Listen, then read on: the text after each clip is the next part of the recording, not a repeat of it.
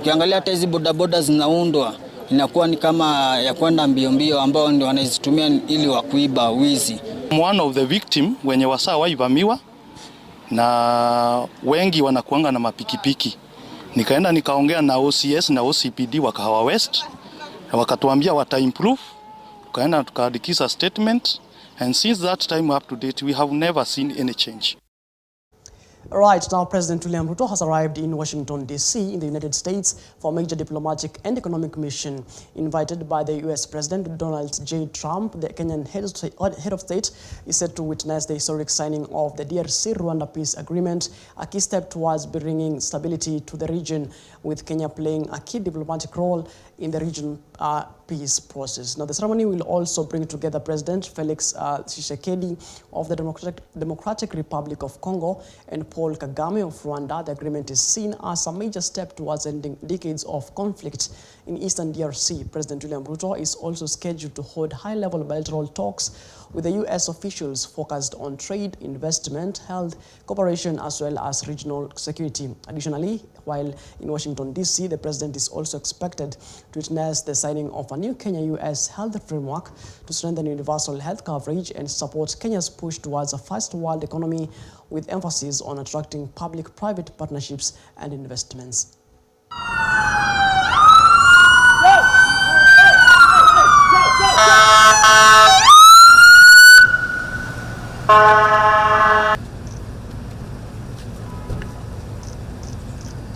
Yes. How are you? To the cold season. Yes. Hello. How are you? Thank you. Eminent. Yes. Okay, Eminent. That's good. Now, the Elections Observation Group, ELOG, has released a comprehensive report on the recent by-elections, raising serious concern of widespread voter bribery, incidences of violence, and security lapses across multiple polling stations. In its analysis, ELOG highlights breaches of ballot secrecy, including cases where voters were seen openly photographing their marked ballot papers, a direct violation of electoral procedures. The report also flagged unusually high levels of assisted voting, with some polling stations recording nearly 90% of voters being assisted by presiding officers. The observers further raised alarm over the presence of unauthorized individuals inside polling centers, including political super agents and even persons identified as DCI officers entering without proper accreditation, which they say undermine the credibility of the process. The by-election, which included both parliamentary and ward seats, attracted national interest as political parties tested their strength ahead of the 2027 contest. ELOG is now calling for urgent comprehensive electoral reforms, warning that the violence, intimidation, and misuse of state resources witnessed in these by-elections must not be allowed to define Kenya's democratic future. There was a concerning presence and active involvement of high-ranking government officials, which include members of the executive, both at the national and the county level, state security officials, and other public officers. Such participation and engagement from officials who by law are required to remain neutral has the effect of tilting the playing field in favor of governing political parties and influencing voter behavior as a result. The Commission must provide regular updates throughout the process. The silence of the Commission during the campaign period as well as on E-Day and the after result declaration was alarming. While noting that they did take some action on offending candidates in Kasipul and further issued a statement condemning the violence on E-Day, it is our considered view that they punched way below their weight.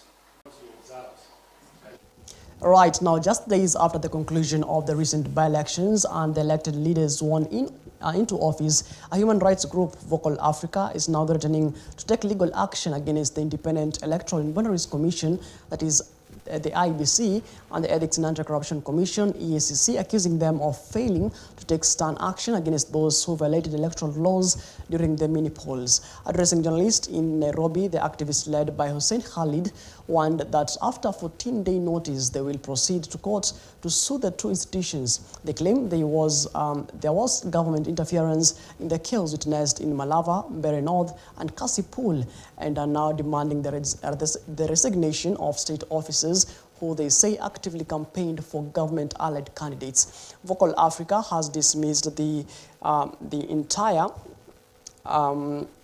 let's take that again, I beg your pardon. The Vocal Africa has dismissed the entire electoral process, terming the polls unfair due to widespread violence, intimidation, voter bribery, and failure by the new IBC Commission and the EACC to take action. Now, the group is now challenging the two institutions to take responsibility and address the allegations, warning that they will move to court if their concerns are ignored.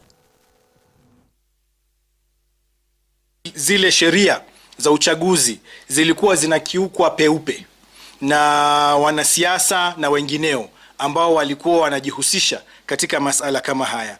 Sisi leo hii tutafikisha ripoti hii kwa tume ya uchaguzi pamoja na tume ya kupigana na ufisadi na wengineo, na tutawapea makataa ya siku 14 ili kuchukua hatua za kisheria kulingana na yale mapendekezo tuliopeana. IEBC's weakness was failure to disqualify violators or enforce basic rules, emboldened offenders. Ethics and Anti-Corruption Commission ineffectiveness. We had zero visible action against public officers engaged in political campaigning. All right, moving on. The former deputy president, that is Rigathi Gachagua, has dismissed claims of a rift between him and Wiper Patriotic Front Party leader Kalonzo Musyoka, saying the government is desperately attempting to divide or to drive a wedge between them in a bid to divide the opposition. I beg your pardon. Now, speaking during a ceremony to receive MCAs elected on the DCP party in just concluded by-elections, Gachagua touted the victory as proof that his party is a national outfit. He further accused the government of deploying guns and using violence to influence the outcome of the mini polls. Mimi nimemwambia my cousin Kalonzo Musyoka, wewe ndio umesaidia ODM Nairobi siku hizi yote kuchukua viti. Umewasaidia kuchukua Mathare, umewasaidia kuchukua Kibra, umewasaidia kuchukua kila pahali, wanakuachia kiti moja. Nimwambia kuhusu sibi unisaidie vile ulikuwa unasaidia ODM. Iko makosa gani kuhusu akinisaidia? Iko makosa? Na mimi siwezi kuwa kama hawa ati tumwachie moja. Sisi we are fair. We'll sit down and say where DCP is strong and requires Wiper support, Wiper will support us. Where Wiper is strong and requires DCP support, DCP will support. That is the arrangement. But you see, they want to create a narrative, oh, DCP wants to dominate Wiper. Nonsense. We are very strong partners. That is how Stephen Kalonzo Musyoka took over the DCP campaign in Magarini. That is how close we are. That is why in Mubuni North, the people there called me to address all meetings on phone to support the Wiper candidate. And you know, people are trying to think that they can get Kalonzo away from the united opposition. You are daydreamers. And Kalonzo himself has said, the spokesman for the cousin movement is Rigiji. So, if William Ruto wants to take Kalonzo, you come and talk to Rigiji. And William Ruto, because you call me a tribalist, the day you come to Amunyoro, you come with a translator. Si ndio? Si anasema si ni wa kabila? William Ruto ukitaka kuongea na mimi ukuja na translator. All right, now the former deputy president Rigathi Gachagua has sit back at the media, accusing several outlets of deliberately misreporting his comments following his address on Sunday. Now, speaking during the unveiling of the newly elected members of the County Assembly, Gachagua singled out Citizen TV reporter Stephen Leto, claiming he published biased and false information. He clarified his statements regarding his party, DCP, sweeping top seats in Nairobi, insisting the media had misreported his remarks. Wiper Party leader Kalonzo Musyoka earlier denied any deal between him and Gachagua to withdraw Wiper candidates in favor of DCP in major Nairobi seats. To ask the media to be responsible and to stop open bias. On Sunday, I said that DCP is in talks with Wiper and other parties in the United Oppositions, and we have looked at the formula in Nairobi, regional composition, party loyalties, and past performances, and we have come to the conclusion that the United Opposition can take 16 out of 17 seats. We have looked at the history of the voting patterns in Nairobi, and we are convinced that the United Opposition, where DCP and Wiper are strong partners, can take 75 out of 85 wards. I have seen the Star today in a headline lying to people of Kenya that I say DCP will take the 75 seats. Shame on you. I saw Taifa Leo yesterday with a bold headline saying that I said all DCP candidates in Nairobi will be Kikuyus. Shame on you. I say DCP is a national party. To Citizen TV, Stephen Leto, if you are here, you filed a very biased report on Sunday, and you are there personally.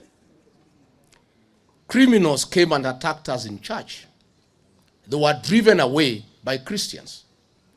They came back, backed by police with guns and fought us. The OCS 3 were tear gas canister in church. Then Stephen Leto files a report that police came to separate gangs who were fighting. It's a lie. It's a lie. You know? Stephen Leto says that police did not throw tear gas canister in church. We were there in church when the OCS 3 were tear gas canister. Let's be professional. Even if you want to run for a seat at the UDA, as long as you are working for a TV station, be neutral for now. Right, moving on, Kakamega County Governor Fernandez Barasa has appealed to residents to continue supporting the national government to ensure development projects are delivered. Speaking during the funeral of a county official at Itete Primary School, Governor Barasa referred to the recent by-elections, saying they are a clear indicator that the Kenya Kwanza administration is poised to win the 2027 general elections. He accused the United Opposition of creating divisions among Kenyans through politics of hate, division, and empty rhetoric, insisting that Kenyans have rejected such attempts to divide the nation in their quest for power. Sisi kama wana Kakamega na watu ambao wako kwa broad based, nataka kutangazia wale jamaa wa kabila ya kwamba ile mambo mliona Malava juzi, hiyo ni dalili ya mvua. Dalili ya mvua in 2027, wembe ni ule ule.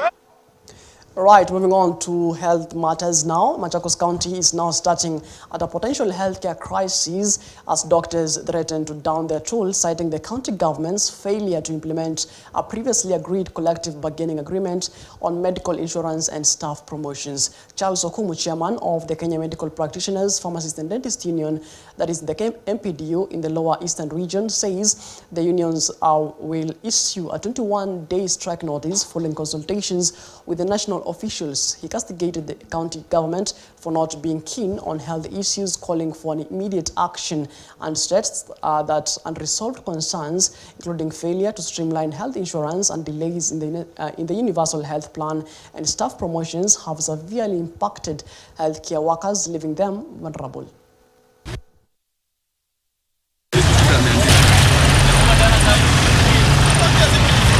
We are sounding a warning. This is the final warning we are giving the county, because we have been negotiating for 6 months from July of this year. We are in December. These issues have not been solved as we speak. So this is a final warning, and we are going to get the national office. We are going to meet the national officials, and we are going to issue a strike notice if these issues are not addressed. Right, moving on, members of parliament from the northeastern region are now sounding an alarm of an impending severe drought, with leaders urging the government to declare the situation a national disaster to allow for immediate intervention. Now, speaking in parliament, the lawmakers warned that communities are now relying on overstretched boreholes, with most water ponds completely dried up, leaving thousands of families in urgent need of support amid a sharp decline in rainfall across the Horn of Africa. The MPs are now calling on both the national government and humanitarian agencies to step in before the situation spins out of control, urging the state to activate the livestock offtake program as the drought continues to escalate to crisis levels. Now, the leaders further warned the failure to act swiftly could see the situation descend to unimaginable levels as the drought deepens. To intervene. What are we asking the government to do? We are asking the government, first of all, to declare drought a national disaster. Because this is the only way now donors can come in. This is the only way, again, other humanitarian agencies actually can come in. And this will enable the government actually to even appeal for help to the international community. We are at a point whereby livestock are dying. And today, tomorrow, the day after, we'll be having cases of people dying. If animals are dying, and those are the livelihoods of the people, then it means the people who are with these animals will equally die. And I understand there is a case of death already in my constituency in Mandera East. I have that report today. And if the situation continues this way, God forbid, we might have people dying. People lost animals already. There are a lot of IDPs. Mandera has already reported the first deaths. We are going to see a multiplication of that in many parts of the region if we do not act now and act fast. The biggest problem is water. So if we have water, and the president gave a State of the Nation address the other day, and we talked about mega dams which are going to promote irrigation in that region, I think going forward, that's the direction we need to take as a country. Now, tea farmers have issued a 21-day ultimatum to Kenya Tea Development Agency, KTDA, holding over persistent delays in fertilizer supply and what they describe as an escalating tax burden. Speaking during the annual general meeting at the Mighty Tea Factory, Chairman Richard Magu warned the delays in fertilizer delivered have already exposed farmers to significant losses. He stressed that timely access to farm inputs is critical, accusing KTDA of failing to protect farmers' interest, and noted that many have recorded a drop in production of nearly 30%, directly linked to late fertilizer distribution. Magu announced they will formally write to KTDA Holdings demanding immediate action. Leo ile swali nyeti ilikuwa mambo ya fertilizer ama mbolea, ambayo sisi kama Dhumaita, kauli yetu kwa KTDA, ile kazi tuliwapatia kama Dhumaita, sisi kama shareholders wa Dhumaita tumeona mmeshindwa na hiyo kazi, kwa sababu hii mbolea mnatuletea hii wakati kwa hakika haisaidii wakulima. Na hiyo malalamiko yote wakulima wamekuwa nayo kwa mbolea, unaona sasa hata ni kama ni yenu ni kuangamiza hii kilimo yetu ya majani chai, kwa sababu hii mwaka kila mkulima amereduce production yake na over 30%. Na kwa hivyo tumesema kwa kauli moja, haitakuwa biashara kama kawaida. Sisi tutawaandikia barua, tuwaambie kama hamtawajibika kutoka mwaka ijayo, sisi kama wanadhumaita tutajinunulia fertilizer yetu. Si hati mko na akili mingi ati nyinyi ndio mnaenda kutafuta fertilizer na nyinyi mnakuja kuumiza wakulima wa Dhumaita. Kitu kingine wa fertilizer, wakulima wamelalamika. Na ni lazima hii fertilizer mnaleta tuipeleke, sisi kama private tuipeleke kwa Kenya Bureau of Standard. Kwa sababu tunashuku hii fertilizer mnatuletea, hii fertilizer ni substandard. Ile fertilizer ilikuwa inakuja kitambo, Hiyo ndio fertilizer tumeona ikisaidia wakulima. Na sisi tumewaonya, msifikirie ati kuna kitu mnatusaidia nayo. Hii pesa mnanunua nayo fertilizer ni pesa yetu. Tumekatwa kama sisi wakulima wa Dhumaita. Na ile subsidy tunaongezewa na serikali. Kwa hivyo nyinyi msifikirie ati kuna kitu mnasaidia sisi nayo. Right, it is exactly 36 minutes past the top of the hour. We are due for a short breather here on Morning Live, but we'll be back in just a bit.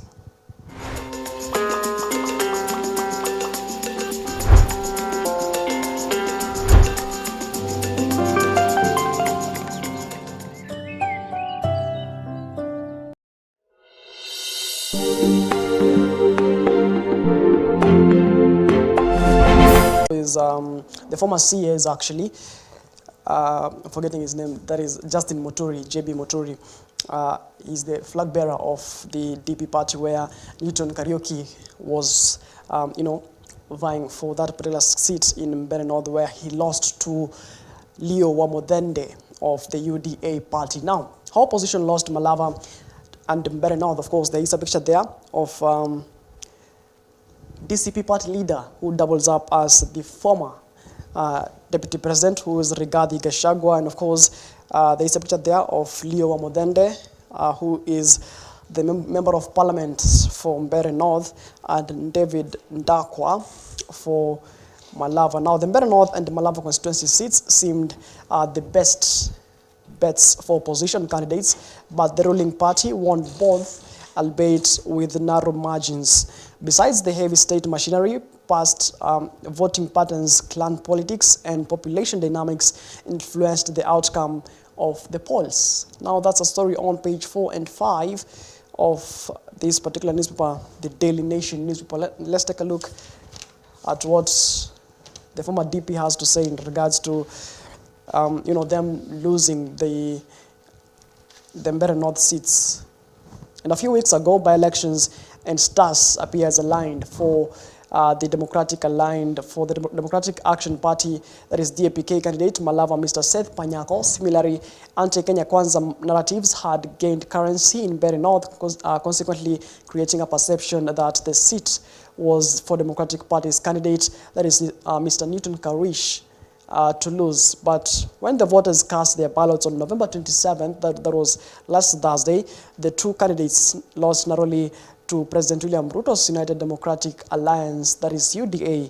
Now the outcome crushed the opposition political momentum going into the 2027 general elections. Now, UDA's David Ndakwa garnered 21,264 votes, beating Mr. Panyako, who got 19,306 votes in the hotly contested by-election, a difference of 1,958 votes. Now in Mbeere North, Mr. Leo Wamodende garnered 15,802 votes to defeat Mr. Kariuki, who secured 15,308 votes. All right. Now, former Deputy President Rigathi Gachagua had campaigned for Mr. Kariuki after his Democracy for Citizens Party withdrew its candidate. Now, the outcome has since triggered debate on what could have gone wrong for the opposition candidate in the mini polls that are likely to shape the public perception going to the 2027 polls. Now, the opposition has since claimed the intimidation and misuse of state resources to subvert the will of the people. The camp under Mr. Gachagua and the Wiper Party leader Kalonzo Musyoka has since announced court action to challenge the outcome. But, buoyed by the outcome, President William Ruto said the win was a confirmation that a majority of Kenyans identify with his economic agenda. Of course, I remember that the head of state was actually saying that there was a day before yesterday, that was on Tuesday. The head of state said, the opposition needs to go to the drawing board and restructure their moves, since the ruling party clinched almost all member of county or the member of parliament seats in the recently concluded by-election that was last Thursday. Now, moments after casting his vote for Mbeere North member of parliament by-election Kanyambura Primary School, former Attorney General and DP party leader Justin Muturi claimed that the results were predictable, adding that he had voted in the area since 1994, right? Not only had he voted, he had also won and lost elections for Mbeere North Member of Parliament, formerly known as Siakago constituency. Mr. Muturi was well aware of the narrow margins and that determine winners in the constituency. Now, Mbeere North politics in the intricate game that confounds many and hardly reflects the national mood or political party popularity. The clan affiliation plays a major role, as well as personal charisma and influence. Right? Remember that the Mbeere North parliamentary seat was a highly contested seat. We could see leaders allied to the UDA, including the Deputy President of the Republic, that is Professor Kithure Kindiki, camping in Mbeere North to drum support for Leo Wamuthende. And of course, as well as the former Deputy President, that is Rigathi Gachagua, was actually there, to drum support for Newton Kariuki, who was vying in the party ticket of DP under the leadership of Justin Muturi, right? And of course, that was a closely watched by-election. And Mr. Muthende's win was not the narrowest ever in the constituency. Its first MP, Sylvester Mate, beat Kamwithi Munyi in 1983 with a margin of 183 votes. He retained the seat in the 1988 infamous Mulolongo voting. However, in 1992, finished fifth when the gap between the winner, that is Gideon Ireri Ndigwa, and the closest challenger was 486 votes. Now, Mr. Ndigwa was the only MP in the National Assembly elected on a Kenyan National Congress ticket despite the region overwhelming vote for Mwai Kibaki's of Democratic Party. Right, that's the history of Mbeere North. Of course, you remember that Mbeere North, before it came a constituency, rather, it was actually known as Siakago constituency before it was later renamed to Mbeere North constituency. All right, that's on page 4 and 5 of the Daily Nation newspaper. Now, in matters of crime, on the Daily Nation newspaper, a witness says a link, priest, quote unquote, to Shakahola Binzaro cults. Now, new testimony has thrust Charlene Anido into sharper focus in the massacre of hundreds of followers of the Doomsday cults, right? That's on page 28 of the Daily Nation. And of course, you will remember that, Shakahola made headlines where, hundreds of people will actually found dead and buried in shallow graves in Shakahola, that is in Kilifi County. And of course, people lost lives, not to mention even children who were actually, fasted to, or rather went without eating to death, because there's no way you can fast to death. All right? Now, thousands of urban dwellers in Kajiado are set to receive new lease titles. That's a story on also matters corridors of justice. Now, witness is the ongoing in the ongoing murder trial of controversial preacher, that is Paul Mackenzie, has disclosed that self-styled priest Charlene Temba Anindo was his immediate neighbor in Shakahola Forest, placing her at the heart of two cult activities. Of course, when you speak about two cult activities, that include the Shakahola and the Kwabinzaro. Right? Now, testifying before Mombasa Court, the witness said Ms. Anindo was, who is believed to be the mastermind of the Kwabinzaro cult, dead, lived next to his family in a settlement early christened Judea.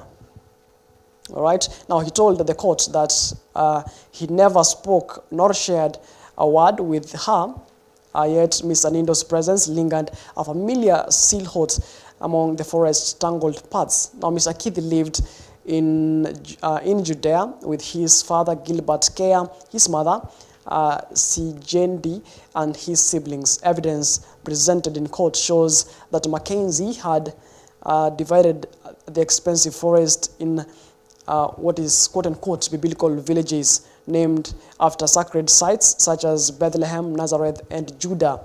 They were mapped not just as places to live, but as symbolic sanctuary meant to reprogram the minds of more than 700 followers who came seeking salvation.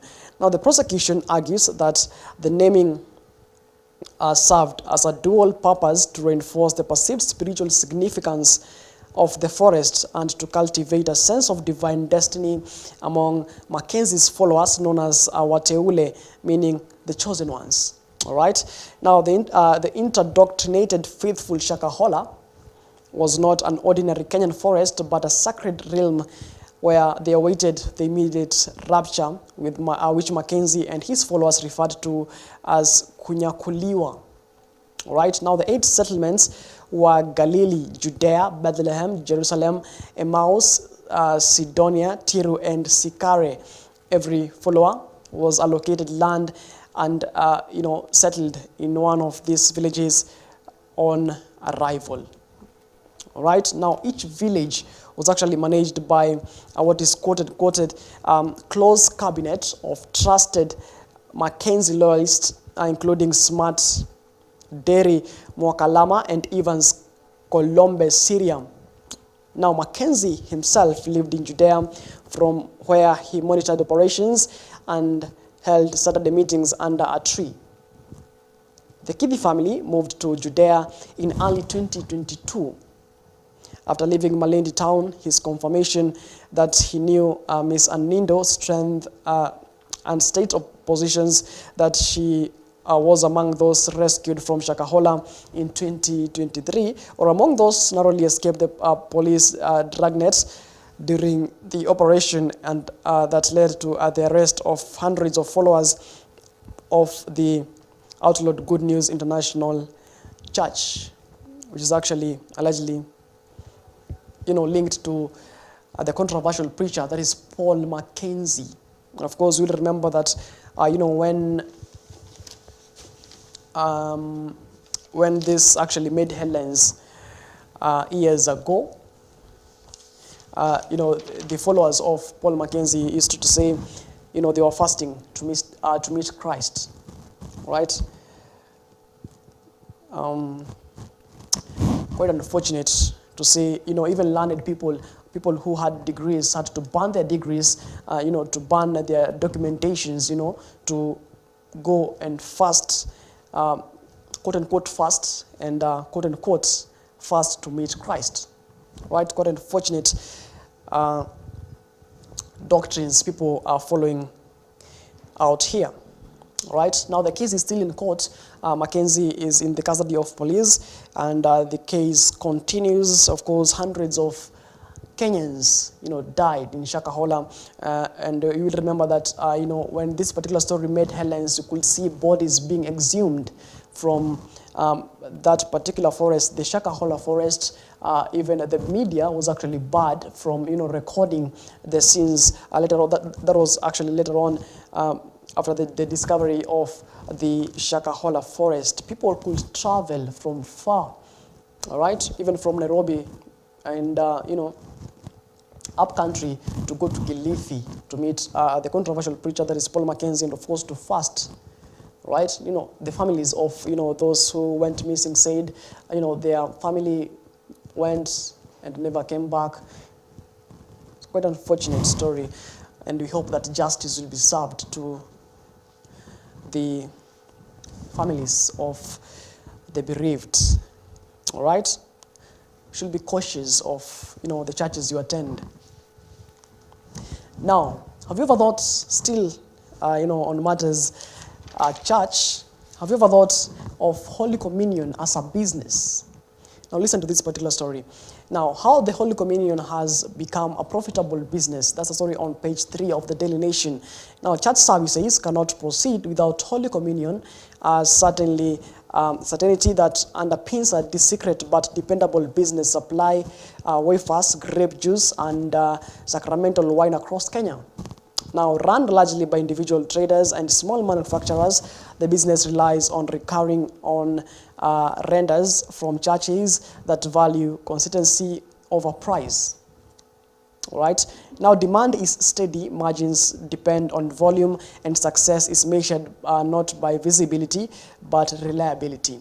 As churches reopen, grow, and diversify, suppliers have found themselves scaling operations to meet a ritual that does not pause. Pastor Moses Musingi, an entrepreneur who runs Bethany House, a church supplies shop in Nairobi's CBD, says his entry into selling the Holy Communion items was driven by gaps he observed as a church member. Now, the pastor says he began sourcing Holy Communion items in 2014 after noticing that many churches outside the Catholic tradition struggle to access, wafers and sacramental wine. Now, what began as a personal intervention evolved into a business.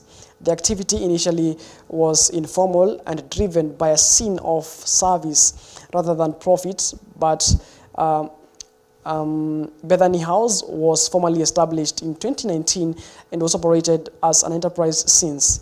Now, today, the shop supplies a wide range of communion-related items, including wafers, grape juice, sacramental wine, trays, and cups. Supplies come from Israel, Cyprus, and United States, China, and other countries.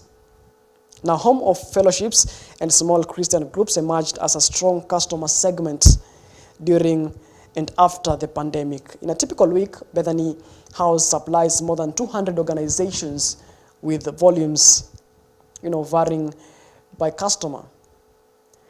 The pastor says demand has grown in recent years with no noticeable rise following the easing of COVID-19 restrictions. Now, he attributes this to the growth of small fellowships and a rise in participation among young congregants. Of course, this seems as a lucrative business, selling Holy Communion to churches. And this particular business is actually, a church might not take the Holy Communion on credit. And you may wonder, or rather, might take a look on how often do churches take the Holy Communion in a year. And of course, the Bethany shop says he supplies to more than 200 organizations. Now, do the math. Quite a lucrative business right there. All right, now moving on to other matters on the Daily Nation page 2. Beryl Odinga's burial site sparks clash over customs. Of course, you remember that the sister to the late former Prime Minister Raila Amolo Odinga passed away. Of course, was actually being buried yesterday, and the story is actually on page 2 of the Daily Nation, where, of course, Oburu Oginga Odinga yesterday, when giving his speech, he said that he doesn't know what's happening with the Odinga family. Right, just months after he laid his brother to rest, now he's laying his sister to rest. Of course, I remember that, during his speech yesterday, he actually said that they had, a 10-year age difference, right? Quite unfortunate, losing loved ones in such close time. Now, the decision to break long-held customs and bury Beryl Achieng Odinga, one of the former Vice President Jaramogi Oginga Odinga's children, at her father's compound, has started conversations about the place of culture in moments of grief. Now, Achieng will be interred in Kangoka Jaramogi in Bondo, Siaya County, and that was she will actually be buried on Saturday, beg your pardon. Yesterday was actually a memorial service. And quiet corner of Odinga's family, a grave site awaits where she will be buried next to the mother, Mary Juma Odinga. Now, the memorial of Achieng was held at Consolata Shrine in Westlands yesterday. Achieng's elder brother, Oburu Oginga, and other family members eulogized her as a committed lawyer, mother, administrator, grandmother, and a friend. Now, the memorial was attended by former Vice President and Wiper Party leader Kalonzo Musyoka, who was a classmate of Achieng's at the University of Nairobi Law School. Energy and Petroleum Cabinet Secretary Opiyo Wandayi, Nairobi Governor Johnson Sakaja, Nairobi Senator Edwin Sifuna, Democratic Party Kenya's Eugene Wamalwa, that is DAPK leader Eugene Wamalwa, and many other leaders who were in attendance yesterday during the memorial service of Beryl Odinga's. Now, the family relayed the pain of two siblings dying in less than 2 months. Now, former Prime Minister and Orange Democratic Movement leader Raila Odinga died on October 15, while Achieng took her last breath on November 25th. All right. Now, her sister-in-law, Aida Odinga, in a speech read by her daughter, Winnie, said the tragic just got too soon after the loss of her brother, and her husband has really broken the family. Now, Achieng's burial plans have divided opinions. To some, the family is choosing dignity, unity, and the comfort of home. But to others, especially traditionalists in the Luo community, the Odingas should follow the established paths of tradition.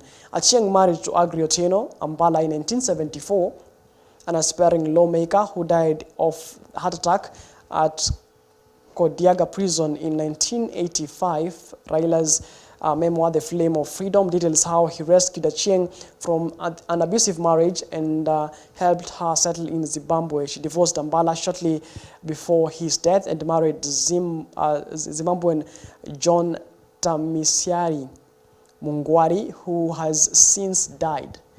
Now, traditionalists insist Achieng should be buried in the homestead of the man she once shared a life with, either in Zimbabwe or in Gem, Siaya County. All right? Quite unfortunate. And I don't know what to make of this. You know, traditionalists say that, of course, in the Luo tradition, say if you are a lady and you are married, to your husband, when you die, you should be buried to your husband's homestead. I don't know what your tradition or tribe dictates, right? This is the Luo tradition dictates that once you're married, when you die, you'll be buried to your husband's homestead. Now, the family of Odinga are actually having, conversations because the late Beryl Odinga was actually married once, and the husband died. And according to Raila Odinga's memoir, The Flame of Freedom, details how he rescued Achieng from an abusive marriage. Now, he was later married to Zimbabwean John Tamisai Mungwari, who has since died as well. Now, should Beryl Odingas be buried to the husband, or the husband homestead, the late husband homestead, or be buried to their home? Right,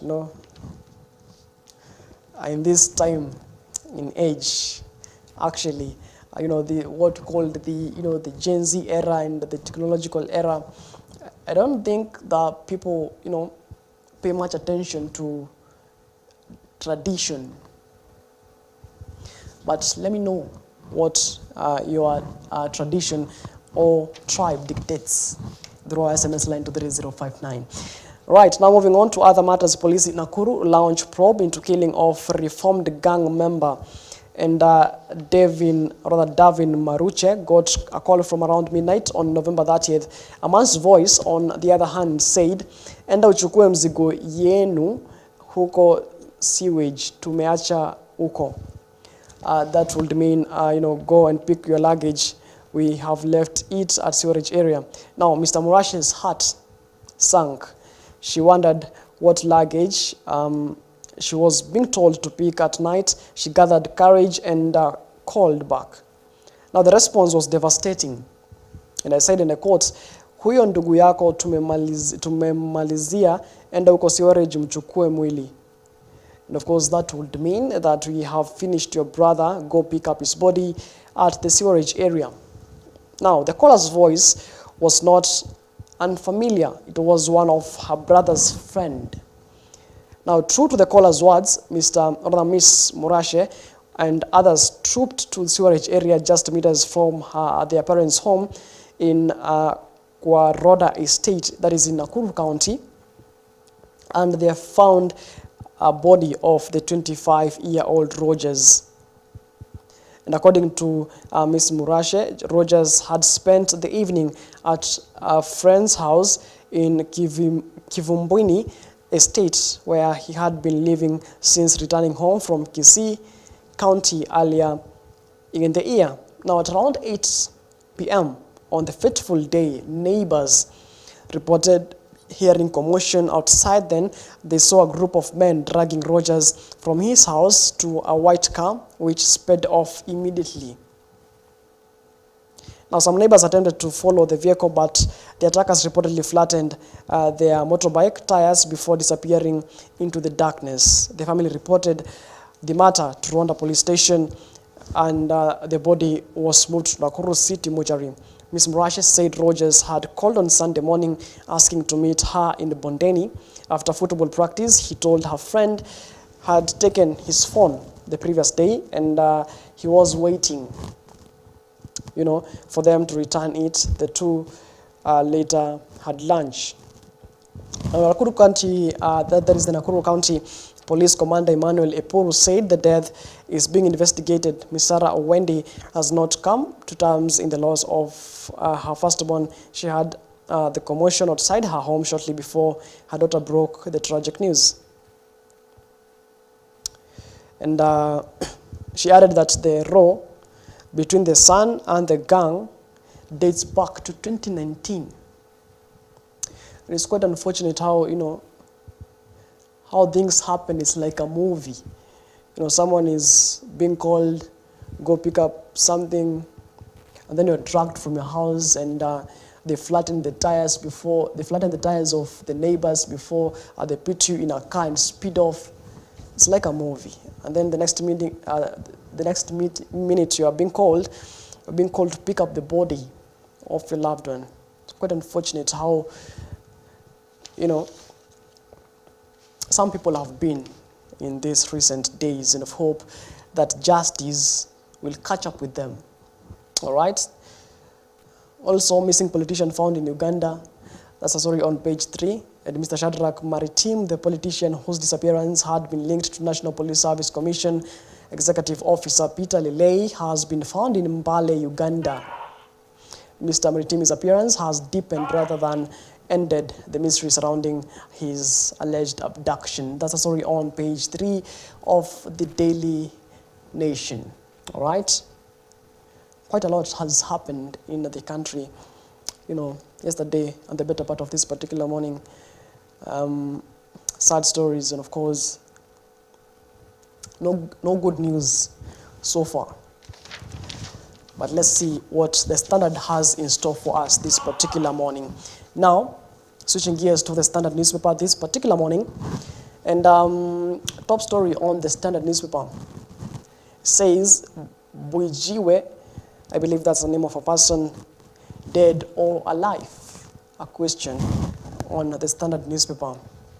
Now, for more than 4 years, the family of missing security analyst Mwenda Mbwije has lived in agony. Now, a High Court order summoning Kenya's top police chiefs has reopened old wounds and raised new questions as his mother collapses under the weight of despair. The state is finally being forced to explain how a man allegedly seized by police could vanish without trace in a country where enforced disappearance has become chillingly routine. Of course, speaking about chillingly routine, the better part of 2024 witnessed during the Gen Z protest, the anti-government protest. We saw, enforced disappearances, people being allegedly arrested and later on be found, either dead or in the custody of police. Now, there is a picture there of actually what one may call as, the security leaders who are Douglas Kanja, who is the Inspector General of Police, and Mohammed Amin, who is DCI boss. Now, key dates: June 21st, or that June 12th of 2021, abduction. Mwenda Mbwinje was picked by people his relatives say were police on Thika Road in Nairobi while on his way to Meru. Now, on December 16, Inspector General of Police and DCI boss are expected in court to explain the analyst's whereabouts. And of course, there is a picture there. I don't know if you remember Mbwinje, Mwenda Mbwinje. I beg your pardon for those sounds. Now, I don't know if you remember Mwenda Mbwinje, who is who have been, missing for at least 4 years, and the last time the family knew his whereabouts, they say they were allegedly, or that he was allegedly arrested by, men believed to be police officers, and to date, he has never been found. Now, Justice Martin Muya says, I have considered the application made by both sides and therefore order the second and third respondents, that is the IG and DCI, to appear in court physically on December 16th of 2025 to explain the whereabouts of Mbwinje. All right? Now that's a story on page 4 and 5 of the Standard newspaper. Now let's take a look on other matters making headlines on the Standard newspaper. Nyaribo survives the chop. Senate calls for clear impeachment rules. Now, Nyamira Governor Amos Nyaribo survived impeachment through technically after a majority of senators voted in support of a parliamentary objection. Nyaribo joins his Kericho and Isiolo counterparts, Eric Mutai and Abdi Guyo, who were also saved on technicalities.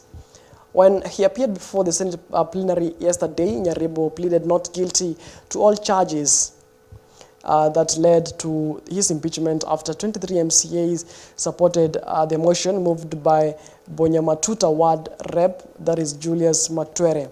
Now, the governor faced the charges of gross violation of constitutional and abuse of office, which the Assembly Council Katwa Kigen leading the charge. Now, Majority Leader Aaron Cheriot, who tabled the motion on whether the House adopts the plenary's objection, said the requisite quorum for Nyamira should have been 24 members for Governor Nyaribo to be considered as to be validly impeached. All right. Now, the Kericho Senator called for procedures on how county assemblies conduct impeachment proceedings. But Majority Whip of Fula Wakoli and Nyamira Senator Kongo Omogeni said both parties should be allowed to proceed to the end so that the Senate can verify the truth. Members Samson General Gay from Nandi and Boni Khalwale from Kakamega also wanted the matter to go to full trial. Of course, now Nyamira Governor, that is Amos Nyaribo, survives impeachment. The Senate saves him. Of course, we remember that, this particular year, some few months ago, also Isiolo Governor Abdi Guyo survived an impeachment, still at the Senate. All right? Now, let's talk matters education. And intern GSS teachers to await long after contracts extended. Now, junior secondary school intern teachers will have to wait longer before securing permanent and pensionable jobs.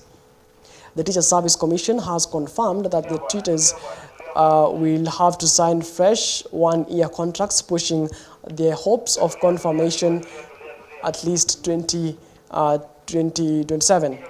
Now, in a communication to the county directors, TSC Director of Staffing Antonina directed that all serving JSS interns contracts be extended from January 1st, 2026 to December 31st of 2026 under the teachers' internship policy. President William Ruto has repeatedly defended the decision to retain JSS teachers for 2 years before confirmation, calling the model as structured pathway into permanent employment. That's on page 2 of the Standard newspaper. Now, matters IEBC and by-election. IEBC was not in charge of by-elections, observers say. That was during a presser yesterday.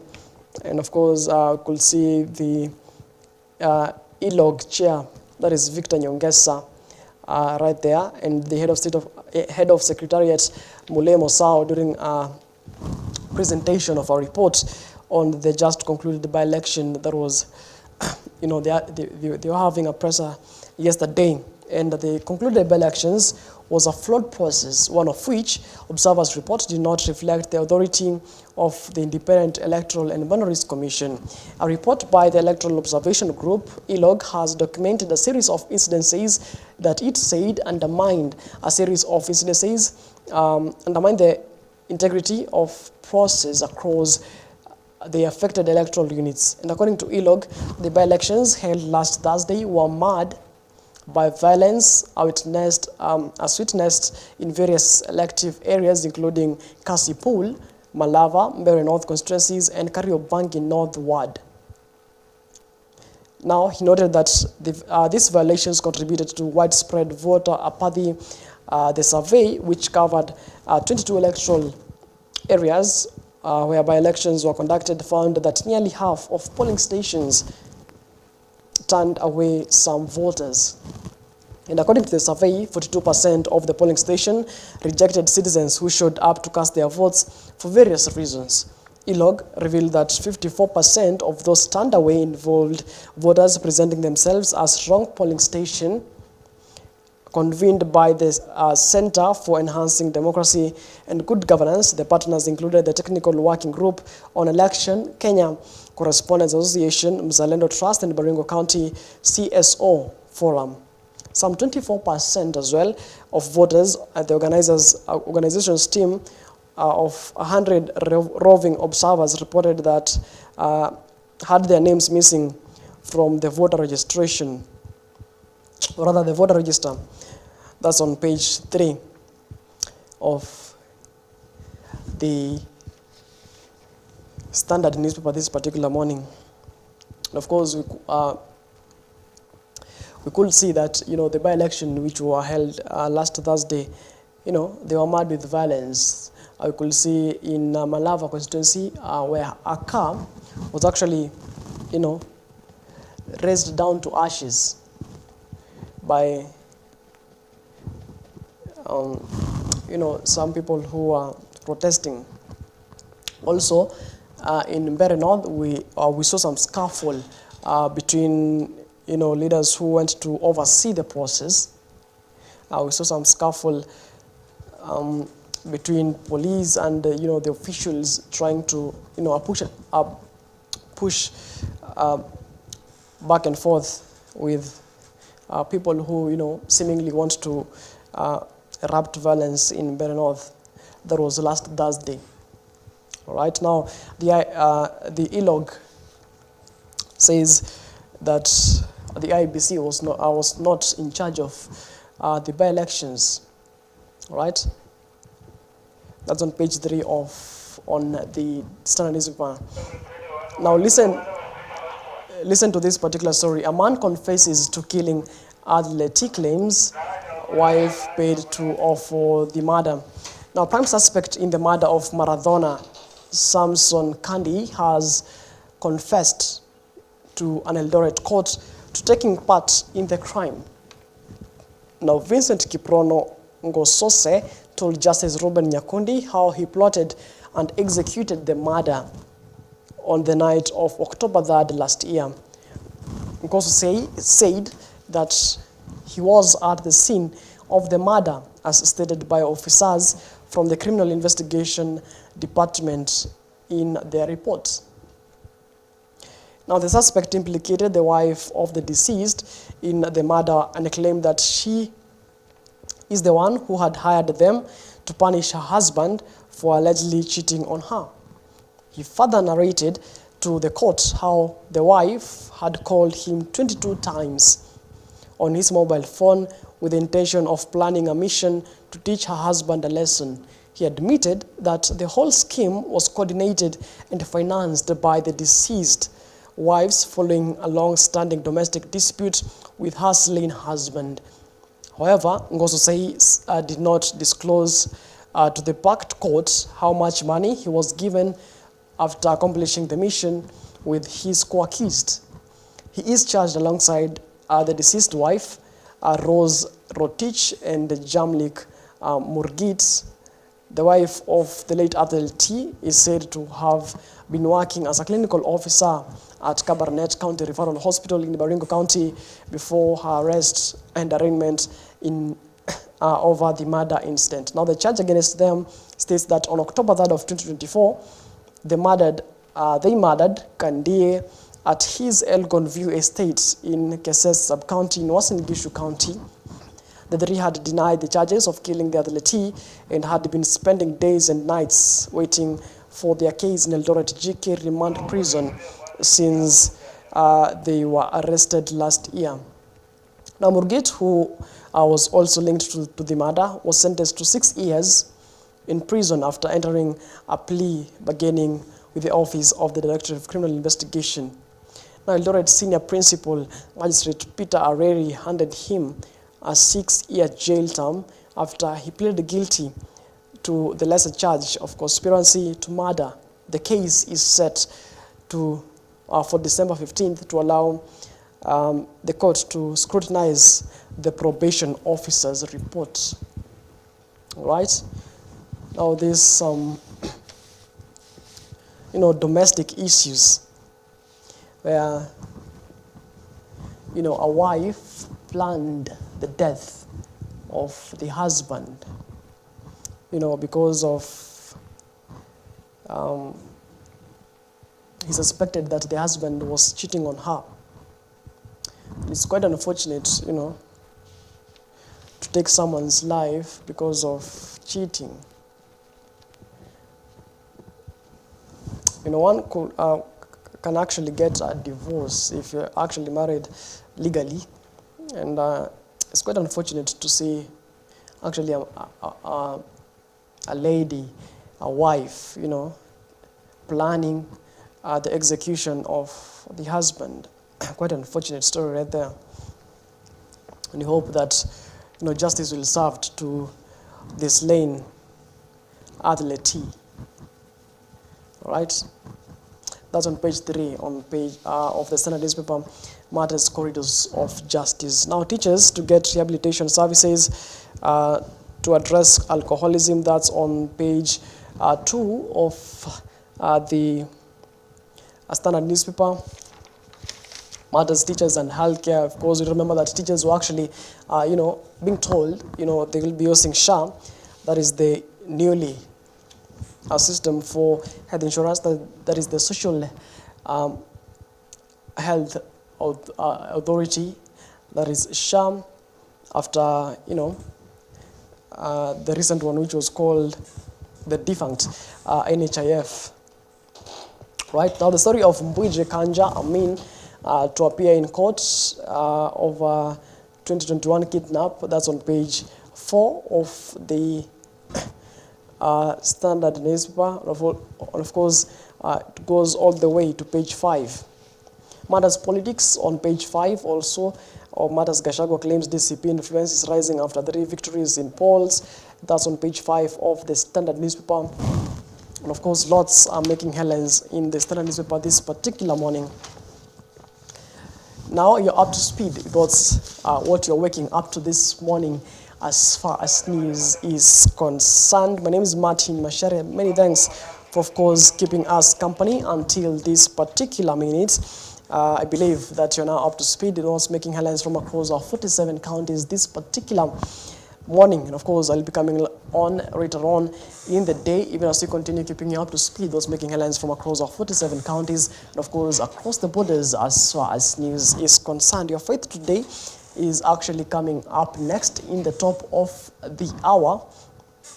You don't want to miss that particular show that is coming up at 9 in the AM. My name is Martin Masharia. Once again, do yourself a lovely day. Enjoy the rest of your viewing, and let's do this again when God says we do.